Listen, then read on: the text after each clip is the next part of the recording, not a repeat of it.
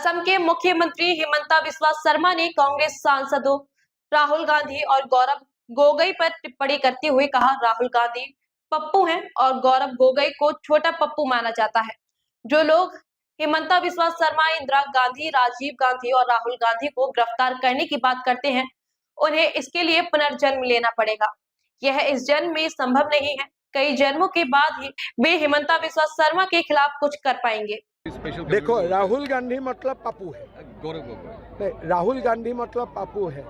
गौरव गोगोई को लोग छोटा पप्पू मानते हैं। तो ये जो बोल रहा है हिमंता बिस्वा शर्मा को अरेस्ट करेगा, इंदिरा गांधी को नया जन्म लेना पड़ेगा, राजीव गांधी को नया जन्म लेना पड़ेगा, राहुल को नया जन्म लेना पड़ेगा। इस जन्म में नहीं होगा तो 7 जन्म का बाद ही वो हिमंता बिस्वा शर्मा का बाल बांका कर पाएगा।